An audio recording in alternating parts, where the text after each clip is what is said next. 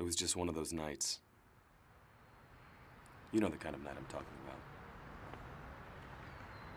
The kind of night that pushes life back into perspective. The kind that you look back on and you wish you didn't. I call them balancers.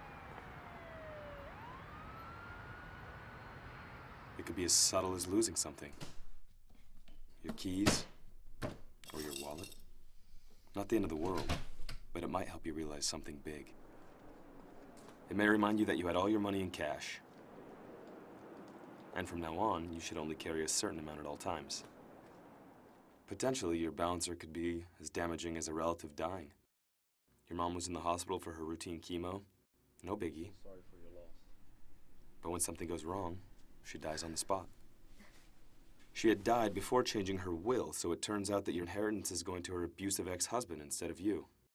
It's the kind of thing that happens only when you least expect it.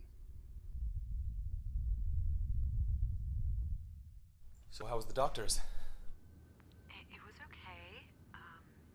It was all right? Listen, I can't talk right now, but when we get home tonight, I'll Oh, just give me some news. I mean, how are you feeling? Yeah, How's... everything's all right, honey. Was it Listen, good news? I have a client waiting for me, so I can't. But Oh...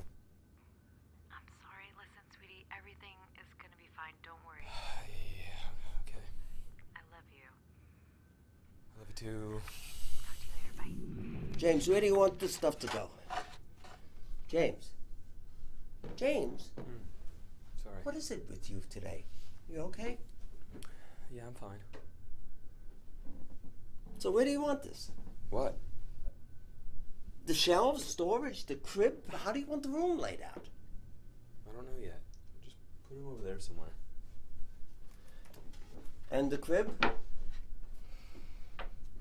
The crib. Why do we need to deal with the crib right now? I mean, why can't we just put the rest of the room together first and deal with the crib later on? The crib's not important. The crib is what this whole room is about. Don't you care at all about what we're doing here? Of course I care, Dad. It's just that right now I can't think about all of these things, okay? Well, you're going to have to start thinking about it soon if you and Ava are serious about having a baby. Dad, this is what I'm talking about. I mean, Ava isn't even pregnant yet. So what exactly is your rush? You know? And not just that, but you have no idea what is happening with Ava and me right now. And to be honest, it's none of your business, okay? You had a fight. What happened? Amazing, Dad. We did not have a fight, okay? So just relax. James, I'm just trying to help. I want to find out what's going on. You're not helping, Dad. You are not helping me every time that you pressure me to make a decision about this baby that doesn't even exist yet, okay? And may never exist. What do you mean by that?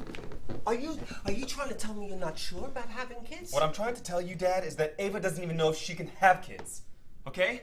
Are you happy now? James, please. Just a second. I just said to you, I don't want to talk about this, okay? I just want to go outside and get some air by myself. James. Oh, Dad, just let me be.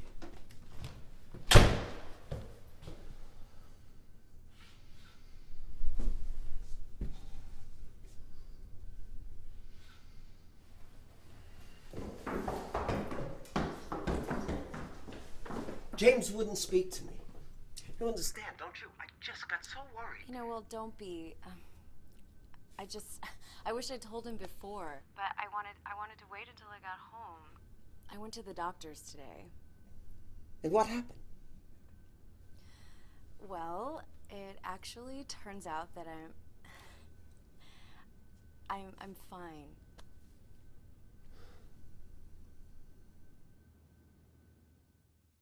Every step you took, you thought about going back. But you didn't go back. Your legs were on autopilot. And you just couldn't bring yourself to turn around. Hey! What is this, man? Give me your wallet! No! I don't have my wallet! Get out of here! Relax! Fuck you! I don't have my... Fuck you! What is that? What are you doing? What are you doing? No! No!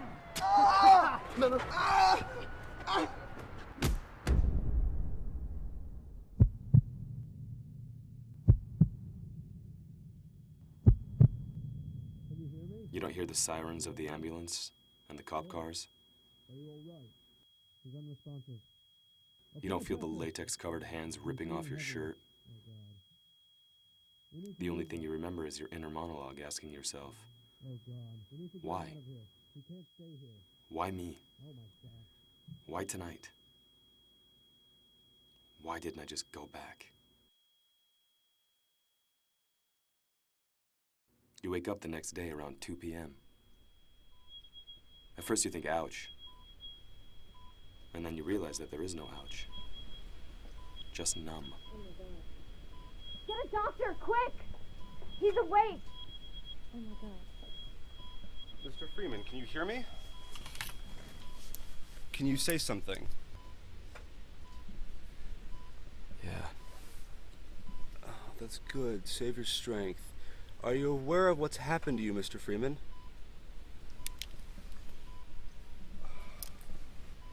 Yeah. A couple of guys jumped me in my wallet Last night. Mr. Freeman, that wasn't last night. You've been in a coma for the last 14 months. When the paramedics found you, you were bleeding heavily. You had multiple stab wounds, including a particularly severe one on your hand, as well. Let me as just say several that there is cuts, both absolutely shallow and nothing deep. you can do to prepare yourself for something like this. Force trauma causing internal bleeding, broken bones. At first you just can't believe it. You wait to wake up. For days. But when every time you do and nothing's changed, you get angry. Angry at those fucking guys who did this to you. At the cops. At your dad. At society. But mostly at yourself. It's like this constant battle, desperately trying to find a balance between feeling completely responsible and completely out of control at the exact same time. You realize that you'll probably never know, but you do know that no matter what, in an instant, it could all be over.